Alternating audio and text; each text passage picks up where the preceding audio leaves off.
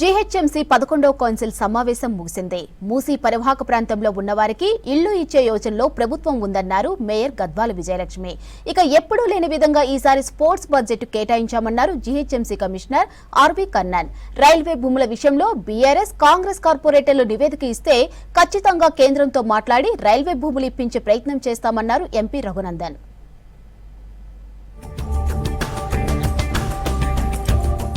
GHMC mayor Vijayalakshmi అధ్యక్షతన 11వ council సమావేశం జరిగింది. కాశ్మీర్ ఉగ్రదాడిలో మరణించిన వారికి చార్మినార్ గుల్జర్ హౌస్ అగ్ని ప్రమాదం మృతులకు నివాళులర్పించారు జీహెచ్ఎంసీ కౌన్సిల్ సభ్యులు. నగరంలో స్ట్రీట్ లైట్స్ వెలగడం లేదని లాంతర్లతో నిరసన తెలిపారు బీజేపీ కార్పొరేటర్లు. బాబా ఫసీయుద్దీన్ కో హటావో, బోరుబండ డివిజన్ కో బచావో అనే ప్లకార్డుతో కౌన్సిల్ హాల్లో నిరసన తెలిపారు బీఆర్ఎస్ కార్పొరేటర్లు.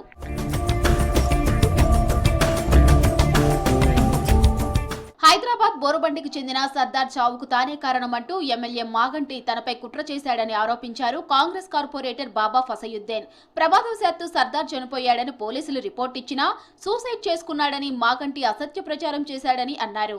తనపై అసత్య ఆరోపణలు చేస్తున్న వారిపై నగర కమిషనర్ కి కంప్లైంట్ చేస్తానన్నారు కార్పొరేటర్ బాబా ఫసయుద్దీన్. స్థానిక ఎమ్మెల్యే మాగంటి గోపినాథ్ ఆ యొక్క ఆత్మహత్యను లేకపోతే యాక్సిడెంట్తో తెలియదు కానీ దాన్ని మొత్తం చిత్రీకరించి శవ రాజకీయాలు చేసే విధంగా సర్దార్ మరణానికి నేనే కారణం అన్నట్టు సృష్టించడం జరిగింది.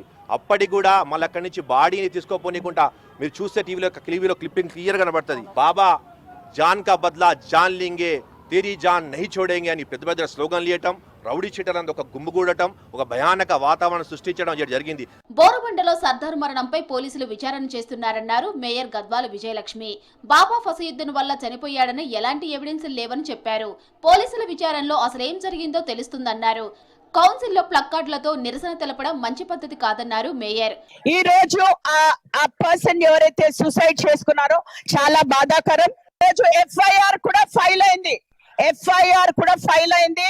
పోలీస్ దాంట్లోపల ఎఫ్ఐఆర్ ఉంది.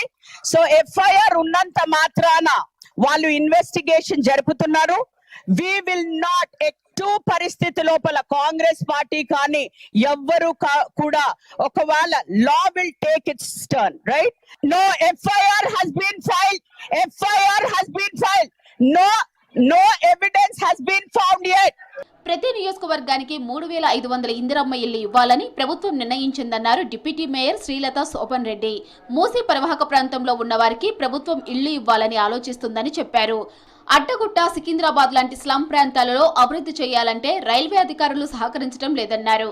రైల్వే అధికారులతో కోఆర్డినేషన్ లేకపోవడంతో అభివృద్ధి పనులు ఆగిపోతున్నాయన్నారు శ్రీలత.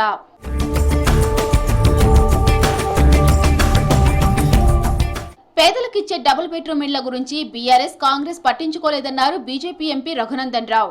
బీఆర్ఎస్, కాంగ్రెస్ పార్టీ కార్పొరేటర్లు రైల్వే భూముల విషయంలో ఇప్పటి వరకు కేంద్రానికి ఎలాంటి నివేదిక ఇవ్వలేదన్నారు.